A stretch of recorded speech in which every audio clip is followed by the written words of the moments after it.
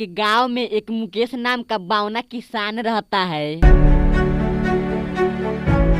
जो काम खोजने के लिए अपने घर से बाहर दूसरे गांव में जाता है, पर उसके बावनापन को देखकर अपने काम पर कोई नहीं रखता है। फिर मुकेश निराश होकर निकलेश नाम के सरपंच के पास जाता है। सरपंच जी, मैं बेरोजगार हूँ, अगर आपके पास कोई काम है तो बताइए, मैं आपके यहाँ काम करना चाहता हूँ। नहीं नहीं, हमारे यहाँ तो बहुत सारे काम है, पर तुम्हारे जैसे बावना से ये सब काम नहीं होने वाला है, इसलिए मैं तुमको अपने काम पर नहीं रखूंगा।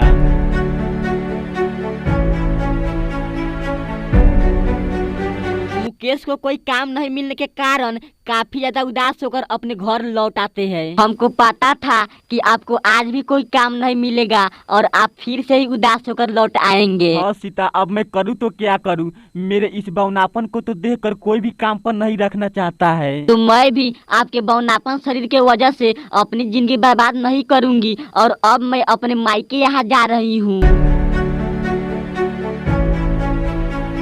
अब मुकेश के पत्नी भी मुकेश के गरीबी और बौनापन के वजह से तंग आकर अपने मायके यहाँ चली जाती है।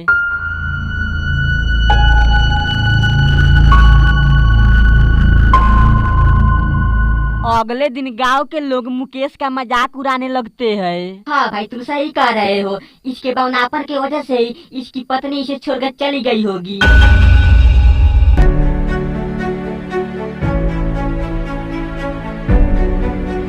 अब तो मुकेश इन लोगों से तंग आकर जंगल में एक नदी के किनारे बैठकर रोने लगता है।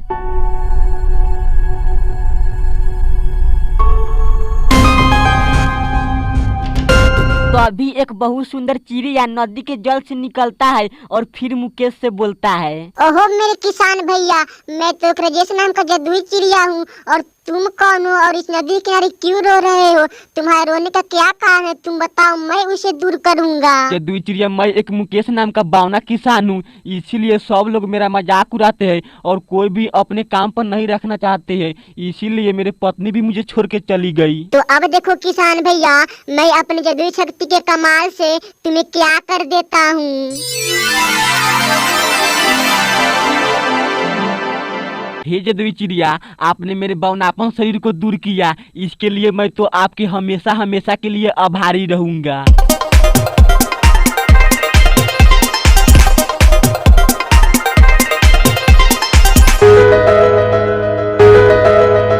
मुकेश के घर आते ही गांव के लोग मुकेश के विशाल शरीर को देखकर तंग ही रह जाता है और फिर शर्मिंदा भी हो जाता है।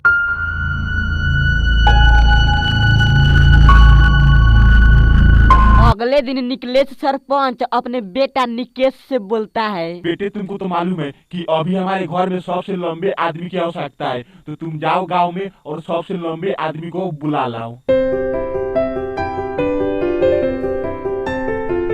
गांव में सबसे लंबा व्यक्ति मुकेश था और मुकेश के पास आखिर निकेश पहुंच ही जाता है।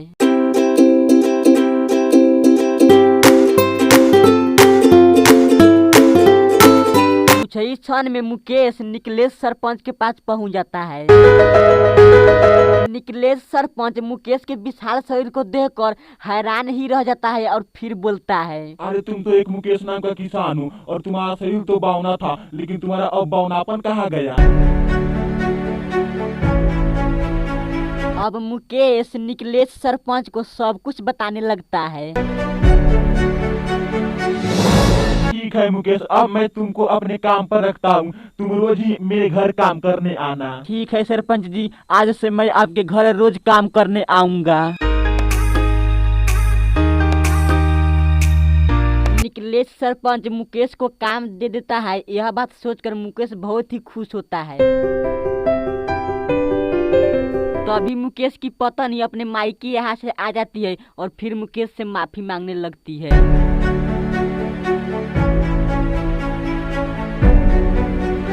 ठीक है सीता, मैं तुझे माफ करता हूँ, पर आज से तुम मुझे सुख दुख में साथ देना और मैं भी तुझे सुख दुख में साथ दूंगा। अब मोहन अपने घर में अपने पत्नी के साथ खुशी खुशी से रहने लगते हैं।